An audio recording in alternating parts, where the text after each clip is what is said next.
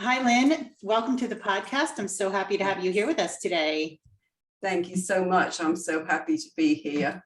Good. So Lynn's joining us from sunny Florida. How nice. I was in Florida in December and it was still pretty hot down there. I'm in Pennsylvania. I was going to say might be hot for you. Didn't feel hot for us. Sure, probably. So Lynn, can you start us off with a little bit of your backstory? Maybe just tell us what led you to doing what you're doing now. Give us a little bit of your history.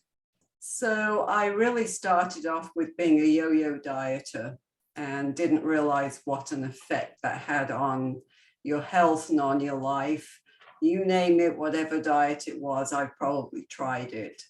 And so then add into the mix migraines, which after we moved to Florida became like a daily occurrence for me. Then starting to go through perimenopause, and it was like my whole life was, what is this all about? What am I doing wrong? And I really have to say I was pretty ignorant of how you can live in optimal health. So a friend of mine had come over from England and she and I were talking. She had really recently been through health coaching school. So I started looking for some options where I could learn something more about how I could live a healthier lifestyle.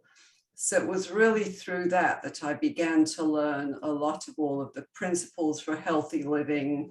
At the same time, I went through a program they have at Tampa General Hospital that is a holistic program for migraine sufferers. So I began to get my life in order. And what I realized as I was doing all of these steps with healthy living, my migraines reduced dramatically. My hormones seemed to be more balanced.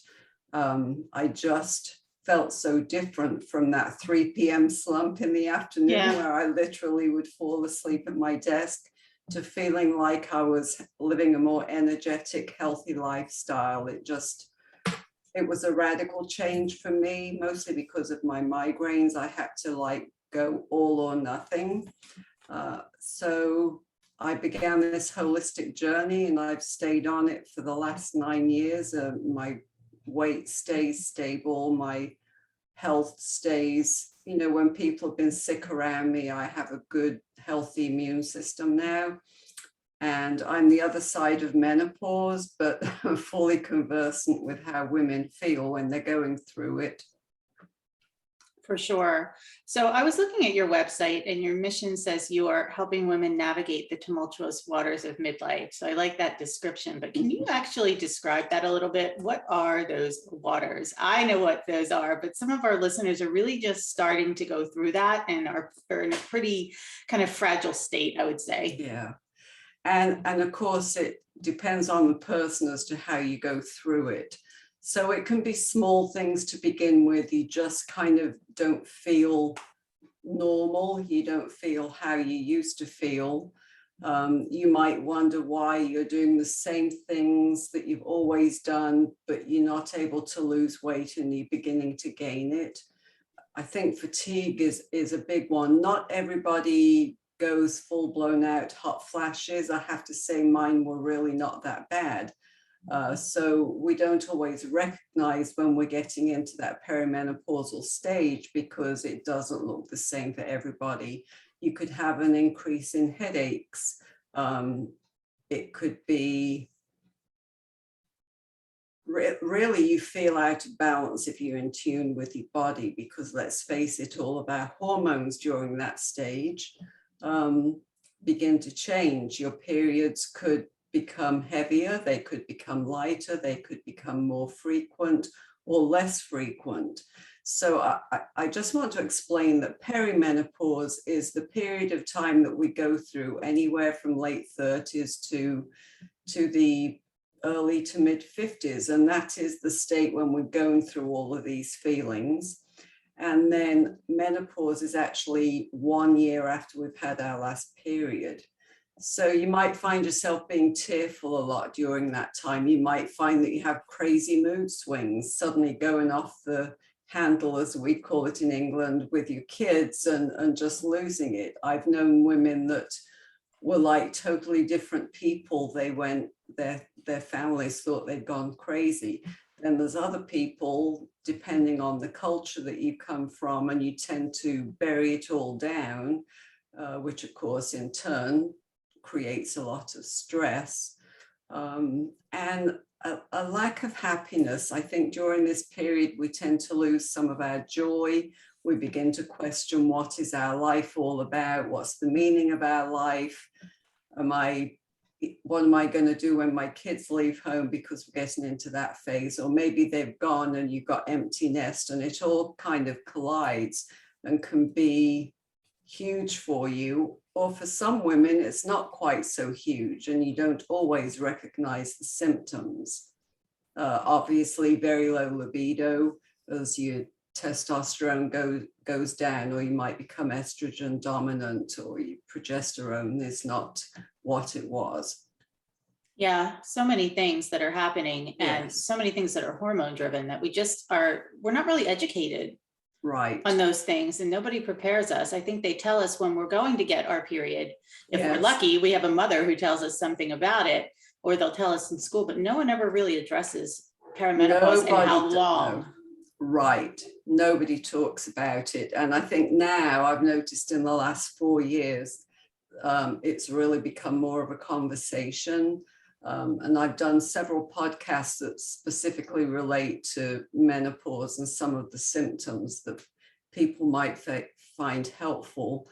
And I think one of the hard things for women is this whole belly bloat thing. You may never have had a belly before, but I'm all going of a through sudden, that right now.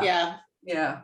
And it's very, very difficult to come to terms with how we look and how we feel, because we always want to have that perfect body, which, let's face it, how many people have a perfect body? I've never had a perfect body. Even when I was anorexic many years ago at 98 pounds, I felt like I was fat.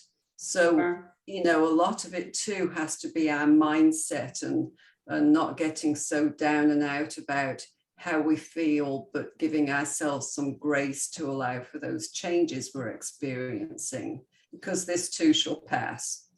Yeah, I really like that saying, this too shall pass. I'm actually going through that belly bloat right now, where I always had, a thinner waist and was just built that way. So I think women, particularly women like me, who that is the one area where we don't tend to gain weight easily, when that starts to bloat, it almost sends you into kind of a tailspin panic, trying to figure out what you can do about it, because not much helps. So have you found solutions that you are able to work through for that belly bloat in particular with women?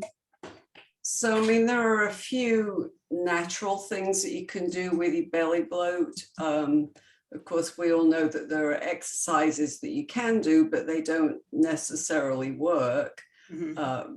But, you know, you can try simple things like beginning to switch up your diet. Now, one thing I do for some of my clients is I've got like a 3, 5, 7, 14-day all food detox, which kind of balances out your hormones a little and can help with that belly fat. Green tea is supposed to be good because it helps with your metabolism. So you've got to understand that your metabolism is changing. And so maybe you need to do some simple habit changes. So one thing that helps with the metabolism is drinking iced water as opposed to regular water, because your body's working harder to move that water through. You can do all the sit-ups that you want. It's really not going to help, but you really need to be eating a balanced meal during this period. And I mean, you need to be having adequate protein and good carbs and healthy vegetables, and definitely ditching the processed foods. That is a big, big, big thing.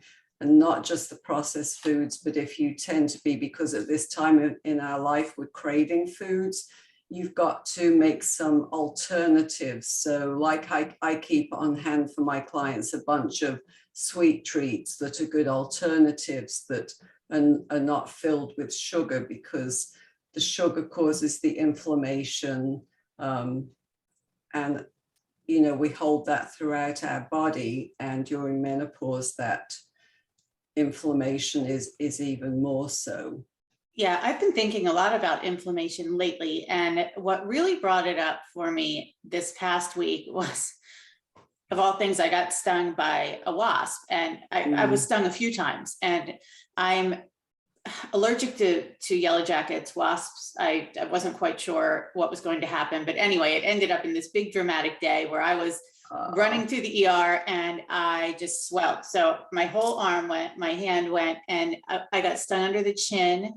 That went, and I already always have to work on, like, I always tend to puff in my face anyway, easily. So I'm looking at myself for these couple of days that I'm on these steroids and whatever, and thinking, this is what inflammation looks like in kind of a comedic sense, right? But this is what's happening all the time in our bodies. Like, all of these little things that I'm feeling is just this on like a smaller scale. Yeah, that's true. And I think as we age, the inflammation becomes even more apparent, as we've worn down our joints. But there are things. So one thing that I did, because when I was going through it, mine was kind of a different story, because actually I'd had a hysterectomy at age 39, and people think, oh, great, then you missed all of this. Well, no, because I was only 39, my doctor refused to take my ovaries. And so I went through the whole thing again, which is probably why mine wasn't really quite as bad as some women who are dealing with that whole menstrual thing. But I found doTERRA essential oils very helpful to me. There are a couple that are specifically for there's phytoestrogens, there's Claricalm that helps with the anxiety, because we tend to become more anxious during this period of time too. And anything that you can do to teach yourself how to relax, teach yourself how to slow down for a minute, and it is of the utmost importance at this stage in our life. I mean, always, but this stage is to add in that self-care. We tend to be in a society or a world where we're taught we've got to give to others, which we do. But if we don't take care of us, then our cup becomes empty and we can't give out to others. And it's of the utmost importance for us to stay as healthy as we can, to boost our immune system, to put in as much self-care as we can during this time. For one thing, it's going to help with the whole mental, emotional thing. But it also will help with that stress, which is increased greatly during this period. And learning stress management techniques can be a lifesaver for some people. Yeah, I don't think it's any accident that so many women are shifting careers. I do a lot of interviews with women who have changed their career path, and many of them are doing things that involve self-care, because we've become so immersed in it ourselves, trying to feel better, that it becomes our next stage of life with helping others. You mentioned anxiety. I have a whole history of anxiety. I always say, I think I was in utero when I started experiencing anxiety. It's just, some people have it, throughout their lives.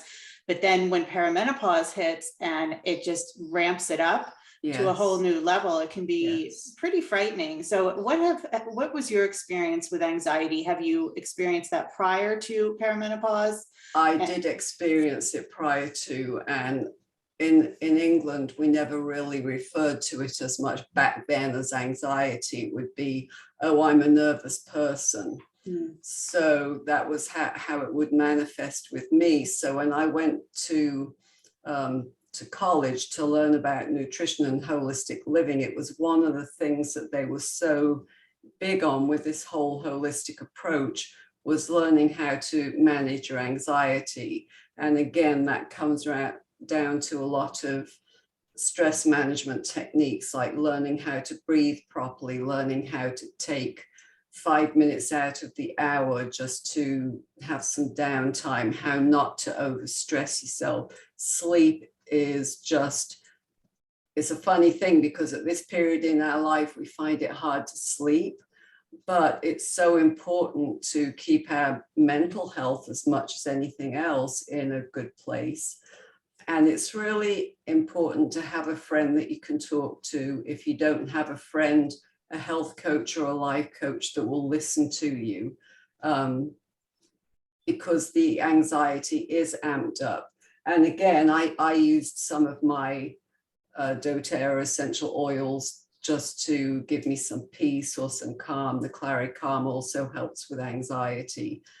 Diffuse it in the air so that you've got something that's uplifting that's going to help you. And if you like music, jam out to some music or play it quietly in the background if you're in a work atmosphere where you can't blast out your music. Take a break, go outside into nature, take your shoes off and put your bare feet onto the ground to ground you. And it's just the little things that you introduce throughout the day. Make sure that you're hydrated. Try drinking some lemon water. That will detoxify your body and boost your energy. And eat with the end in mind. So if you know that you're going to eat something that's going to make you feel crappy the next day, then just remove that from your eating for now, because you want to eat foods that are going to help you to feel energized, which are generally the whole foods and good sourced proteins. Absolutely. And that helps with the anxiety. When you're keeping everything in balance, it also will help with the anxiety. Some people do get it to the point that they really totally feel like they're losing it. And of course, at that point, you always want to think about finding a mental health counselor, somebody that you can really talk it through with. Mm-hmm. And I think it's important for women to know that it can sneak up on you in ways that you wouldn't have expected. For example, my sister has never really been an anxious person, but going through this stage of life, she suddenly developed this debilitating fear of going over bridges. You know, it's just weird. It's weird things, you know, that can come up for people. And I've heard this time and again, but all of those were really, really good tips. I wanted to talk about waking up and feeling refreshed. You did talk about sleep a little bit, and it can be, I remember years of waking up and just feeling so tired and feeling as if I were actually going to fall asleep while I was driving to work, trying to raise my 3 boys and work in higher ed. And these days I wake up feeling much more refreshed. I just didn't value sleep. I don't think I ever really valued it the way I do now. And I think most of us don't. And of course, the best hours of sleep, and most people don't like to hear this, but are the earlier hours in the evening. And so some of my tips include things like making sure that you're not going to bed at 10 o'clock so that you can go to sleep at 10. Make sure you're in bed 30 minutes before. Do things like making sure you're not on electronics before you go to bed. Have a routine, even if it's as simple as you go in, you brush your teeth every night, you take your makeup off, or you go in and have a shower, or you read for 30 minutes, because your brain will start to tell you that it's time to wind down.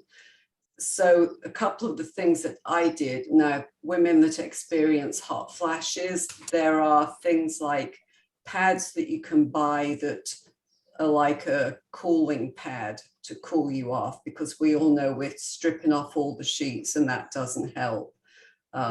With migraines, I couldn't have a fan on, so I had to crank down the air. But there are certain things that you can buy now that help bring your body temperature down.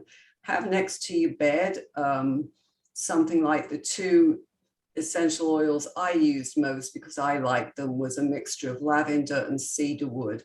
And I would roll them onto the bottom of my feet where our pores are largest. And then if you wake up in the night, then you can put them back on again. It just gives you that relaxed state where you're more easily able to go back to sleep. If you can't go back to sleep, the old wives' tale used to be that, well, you got to stay in bed so you can try and go to sleep. No, get up, go out of the room, get a change of scenery. If you're so wired, have a drink of chamomile tea, then go back to bed. But I really can't stress enough the earlier to bed, you know that old saying, early to bed, early to rise makes you healthy, wealthy, and wise. Well, there is truth to that. And so if you're not a person that likes to go to bed, then I would say try it by changing your sleep time half an hour early. Do that for a week, and then another half an hour early. My household is so split. My husband could be in bed asleep by 8:30, and I'm still wired at that time. So if you're a person that likes to go to sleep early, just remember that if you're asleep early, don't kick yourself because you wake up every morning at 5:30. Most people want 7 to 8 hours of sleep minimum. And people who tell me that, well, I only need 6 hours sleep, is it that they only need 6 hours sleep, or that's what their bodies become accustomed to? Because the majority need 7 to 8 hours of sleep. So it's again planning. You need to plan your schedule really around that sleep time and make it a sacred sleep ritual time. Very important. Yeah, my mother-in-law was visiting last night and we hadn't seen her in a while, and I was heading up to bed and she heard my husband say to me, you've got 45 minutes before I come up, which he does every night. And I'm just used to that because that means I run up there because I want my time with my book in my bed so I can wind down, and I go to bed fairly early because I get up early. And she said, I heard her downstairs talking to him. She said, well, what do you mean that she has 45 minutes? And he goes, oh, she likes to go up, she reads, and he went through my whole routine of self-care because it's just been happening for so long. It's funny. Okay, another thing I wanted to talk about was feeling your feelings. So not letting things just stay pent up inside. What is some advice that you could give to women about allowing yourself to feel the emotions that are coming up? Yeah, so of course this was a big struggle for me because I'm very British, and we were always brought up that you stuff down your emotions, you didn't allow yourself to feel. And as I grew up and I matured, I realized that that was a total disservice. I would find myself just blowing up for no reason because I didn't process anything. Mm-hmm. So really, for me, a lot of it didn't happen until several years ago when my mom passed away and I was overloaded with these feelings, and they often manifest not just in a lot of crying. And let me tell you, I cried for 2 years. My family was getting a little tired of it, so I kind of felt I had to deal with it on my own. But you stuff it down. If you're not dealing with it, if you're not processing it, then it's a stuffed down feeling. And it went on for so long for me, and then it affected my emotional eating, and I started getting into that binge eating routine again. And so what stopped me was one of my health coaching friends said to me, why don't you sit down and write a letter to your mum? And I did that. I wrote her several letters because when my dad passed, I would dream about him and I felt a connection with him. When my mum passed, it was like nothing. So I started journaling my feelings. I tried to talk to some of the people that I could about, and actually I was doing a little bit of work for a psychotherapist, and I would talk to her because she'd lost her husband, and so she was really good at chatting with me about, you know, the different feelings through grief. And actually, when you're in menopause, you often are grieving a time that's passed because now you're going into another phase of life.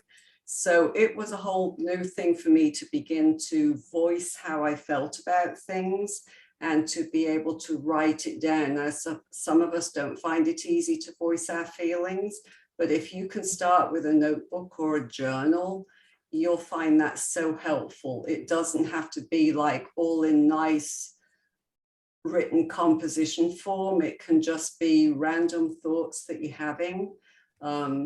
It can be, some people like to write poems.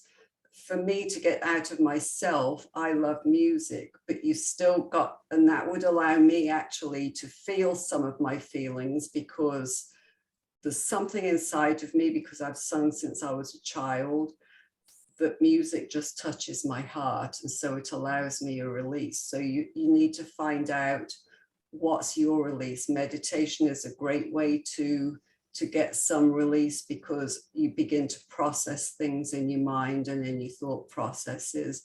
And spend time in nature, because when you're in nature, you, especially say you're taking a walk, it's a wonderful time to think and be able to process your emotions. So when I'm saying feeling your emotions, I'm not saying, oh, I'm angry with my husband, so I'm just going out to yell at him, but take the time to process it in your mind, so that you can then sit and talk it through in a positive way, but you're still getting a release of your emotions.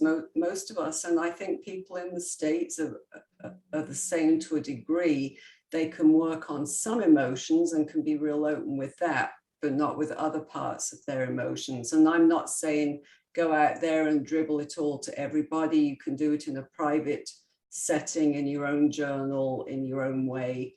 You really have to find out what releases that pent up emotion for you. For me, it's often writing. Yeah, for me too, writing, everyday journaling. Okay, so I wanted to ask you, are there any books that you might recommend to women who are maybe going through perimenopause, just starting this hormone shift, kind of navigating a lot of different emotions? Any books that you found helped you? A good resource for that is looking up, yeah, now my mind's going to go blank. Now I have this one, Before, During and After Menopause by Gwen Harris. It's short. People don't find it very easy to really be able to process or understand what's going on. Another great resource, and it's not necessarily thinking about a book, although she recommends several on her website, Angela Counsel, Counsel. She is the bomb when it comes to menopause, and she has recommendations on her site. When I was going through it, there was nothing I could find. There was really no information, and I did some of my own research, but of course we all know that Dr. Google's not really very good when it comes to sound advice. So if you go to some reputable source on the internet, and even type in, if you're going through a specific period of time, what's a great reference book or book that can teach me on certain aspects of perimenopause. This one I liked because it's just such a very simple one. I never actually read any myself. Over the years, I've come across a few, but of course, my mind's blanked out with them. I find it helpful to listen to podcasts, because I think that you can get a lot of information that way. I do too. And then you're hearing the people talking, and you're hearing some of their anecdotal stories, which brings it all back down to earth again and helps you realize, hey, I'm not in this alone. Other people are feeling this. Absolutely. I listen to podcasts every day when I'm out walking. In fact, as soon as I finish this, I'm going out on my walk, and that's exactly what I'm going to do. So, Lynn, if women are interested maybe in looking into a coaching session with you, something like that, or want to learn more about you, where can we find you online? Yeah, so my website is holistic-health-and-wellness, all written out.com. So that's holistic-health-and-wellness.com.